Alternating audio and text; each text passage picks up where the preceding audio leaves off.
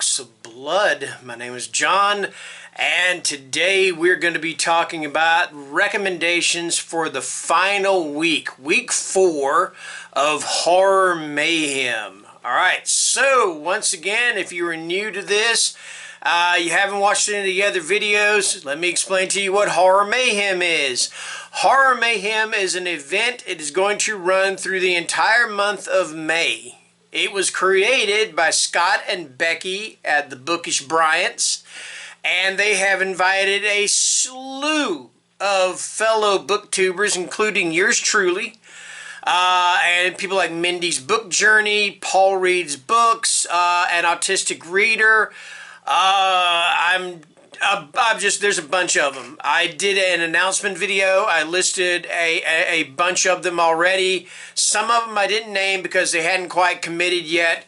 Anyway, that is what Horror Mayhem is. Okay, so each week they have picked a specific genre of horror that they want you to read. All right. So the first one was supernatural horror and creatures. The second week is Gothic horror. The third week is cosmic horror, and we are now on the fourth week, which is my favorite, folk horror. All right. Okay. So the other thing they ask of you, that Scott and Becky ask, is that you keep your books or short stories or novellas. Because that's what they want to concentrate on, is short stories, novellas, and books under 250 pages. All right. So, like with every other video that I've done for this, I'm going to do a little bit of cheating, which I always hate saying that when it comes to videos, because you watch these videos and there's always that one person that goes, all right, I'm going to cheat just a little bit here, you know, and they do something way off the rails. All right. So that's kind of what I'm going to do, because a lot of the books I have here are definitely over the 250 page range. I will save them for last. Let's say that they are recommendations for you to read after Horror Mayhem. And then I'll do the ones that are within the limits first, which would be your short stories and your novellas, and like I said, books under 250 pages. Okay, so what exactly is folk horror? I love folk horror, all right? I love these movies like The Witch, Midsummer, Blood on Satan's Claw, The Witchfinder General, The Wicker Man. I absolutely love movies like that. And if you want to see a really good documentary on folk horror, and if you have Shudder, there is one now. I think it is called Woodland Tales and Things Bewitched or something like that. I can't remember the exact name of it, but it's on Shudder. So folk horror is it's rituals, it's backwoods, it's towns that have these secrets and they want to keep the secret, and it's sacrifice, it's all that folky, woodsy, backwoods stuff. There's, yeah, like I said, it's kind of weird. It fits into a lot. There's a lot of things that fit into the category. Anyway, I'm going to shut up now and go ahead and get started with the books. So the first one we're going to talk about is a short story collection. I actually ordered this one specifically for this video, or for the event, and this is A Walk in a Darker Wood. And this is an anthology of folk horror. It is edited by Dwayne Pesci, Sarah Walker, and Gordon B. Wright.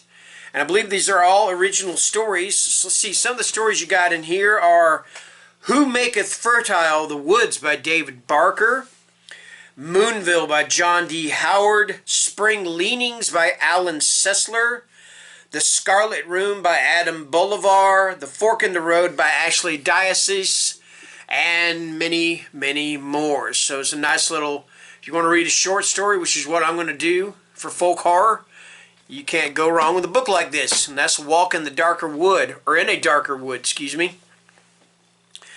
All right, next up is a novella. This is from Silver Shamrock Publishing, and this is by Stephanie Ellis. And this is The 5 Turns of the Wheel. They sent me this as an advanced review copy or reader copy. That's why it's got this right here across it. But that cover is just wicked wild, okay? Stalking the landscape of rural England are the sons of Woe, Lord of Umbra. Creatures with the taste for blood and death, they lead the dance. 5 nights of ritual, the 5 turns of the wheel. Proclaiming these events as a celebration of Mother Nature, the grotesque mummers, troupe of Tommy, Betty, and Fiddler, visit 5 villages on successive nights to lead the rites as they have done for centuries. Alright, and that is, I had to read the whole synopsis, just give you a little general idea. But anyway, that is the 5 turns of the wheel. Stephanie Ellis. Alright. Got one here, a little bit of witchery right here. This is Sour. It's by Tony Evans. Deep in the mountains of Appalachia, a legend is told about something evil that lurks within the dense woods of Gunrack Holler. A witch is said to live there, one whose appetite for innocent souls dates back hundreds of years. Sam Fletcher had heard the story his whole life, but he never really believed it. After all, as his father always said, it's just an old folk tale, only a story. But 2 years ago, something happened that made Sam question his belief in those old folk tales when he accidentally crossed over into Gunrack Holler and found a small black book with a strange symbol on its cover. The promise to end all of his worries, the price, one that Sam would realize far too late, the loss of his only son Danny's soul.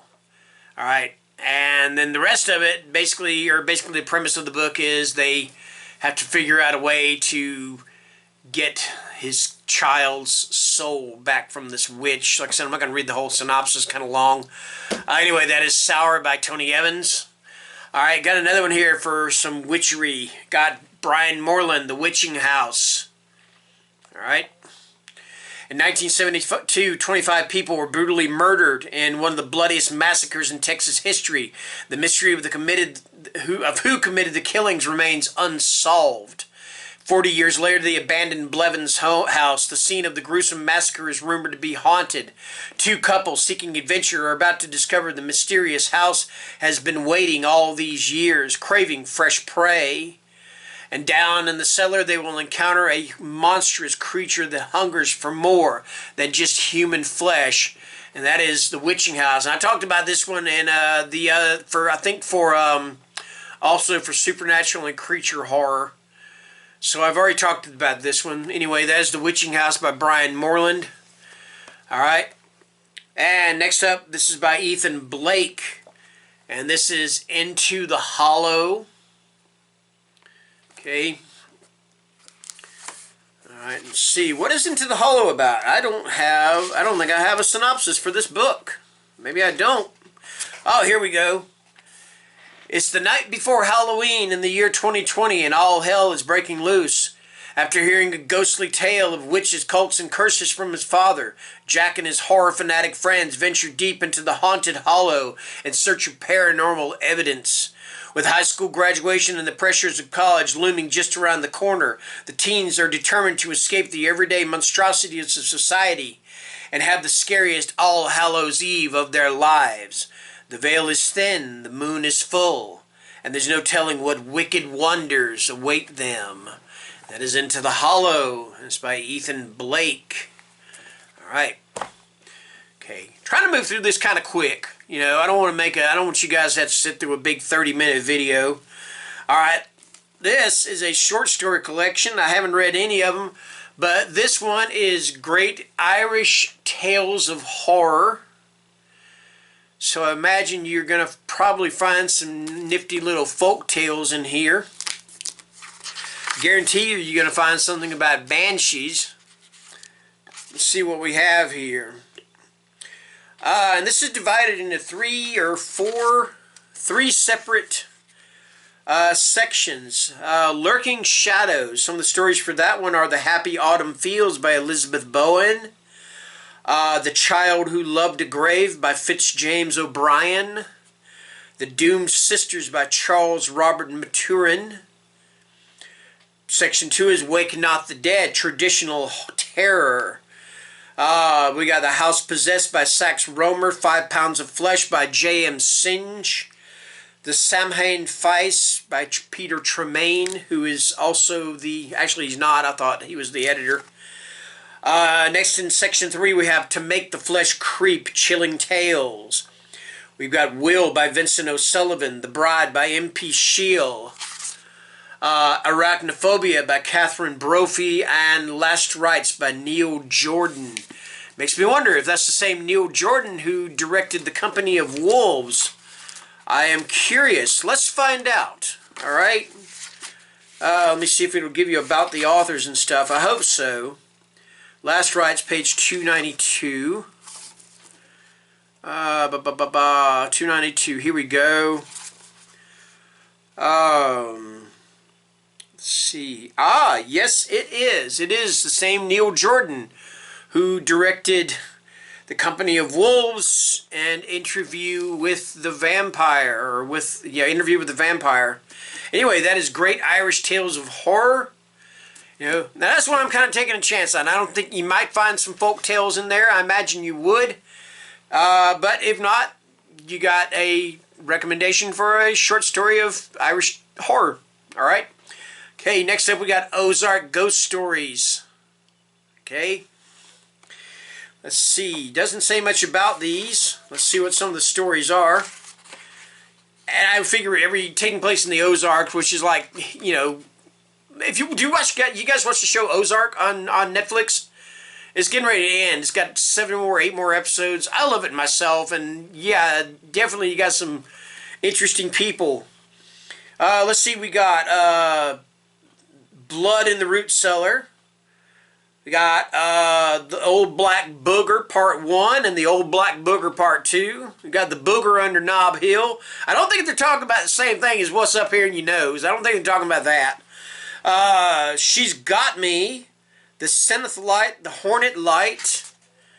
Yeah, goodness gracious, there's just haints and hollers. The Burning Bride, The Fiddler in Farallone Cave, The Ghosted Virgin's Bluff, The Ghost Door. Yeah, just a whole slew of stories here for Ozark Ghost Stories. And I bet it would fit right in with week 4 of folk horror. Alright, so now we're getting into the books that are definitely over the 250-page mark, but I wanted to recommend these books also, like I said, just in case you want to read something after Horror Mayhem is finished. So that's why I'm doing it. Alright, so first up we've got The Ritual, and this is by Adam Neville. Alright, and this I believe is some Scandinavian folk horror. When 4 old university friends set off into the Scandinavian wilderness of the Arctic Circle, they aim to briefly escape the problems of their lives and reconnect with one another. But when Luke, the only man still single and living a precarious existence, finds he has little in common with his well-heeled friends, tensions rise. Lost, hungry, and surrounded by forests untouched for millennia, Luke figures things couldn't possibly get any worse.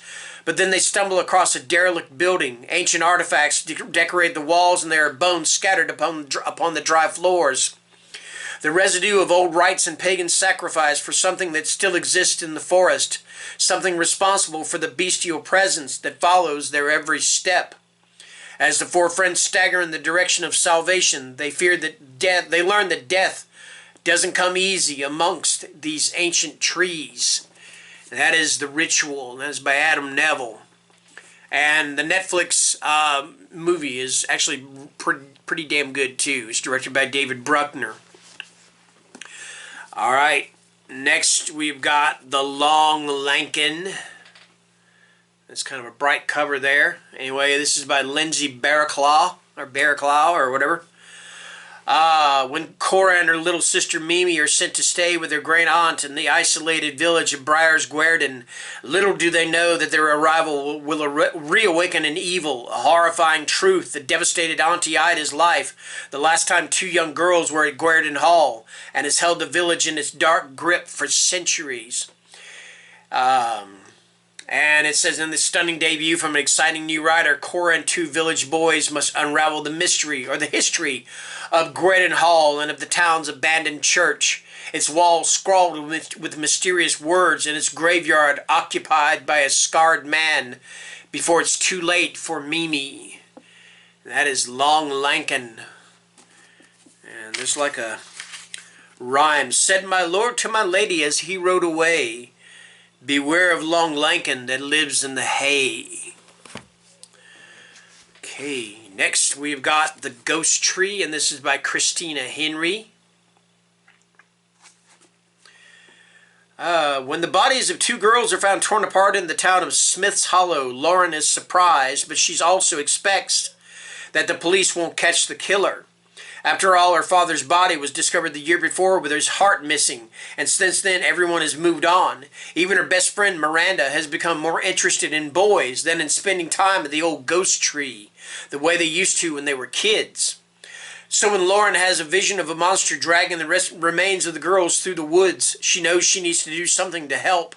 Unlike the rest of Smith's Hollow, but as she draws closer to answers, she realizes that the foundation of her seemingly normal town might be rotten, and that if nobody else stands for the missing, she will.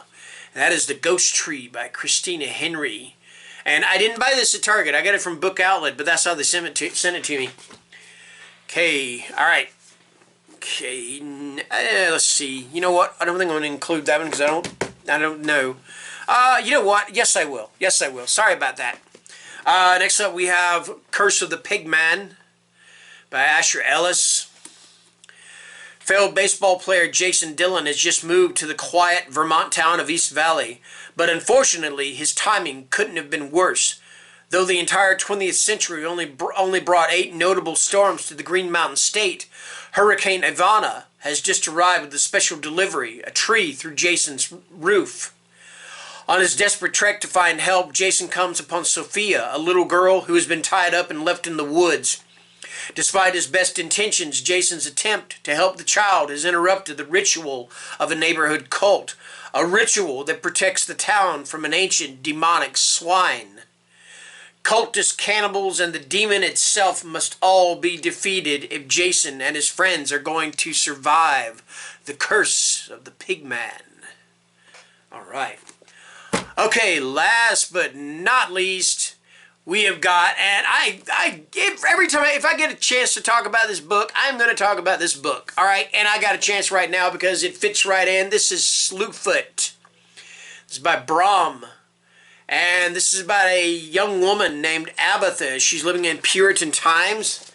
Here's Abatha, looking kind of dour, but in a way quite lovely. And she has a husband, and they have a nice little piece of land. And then one day the husband is killed. And so the next thing you know, Abatha's brother-in-law, her husband's brother, comes along and says, hey, this land is mine, I'm going to take it from you. And she's like, no, you're not. And she befriends this creature of the forest. And this is Samson here on the left. And some other creatures too. She encounters Sky. And here's Forest and Creek. But she befriends them, and she befriends Samson, and Samson kind of helps to bring her out of her shell and to perhaps become what she was meant to be. All right? So that is Sloth Foot, and that is by Brom. And that is going to do it for recommendations for week 4 of Horror Mayhem, Folk Horror.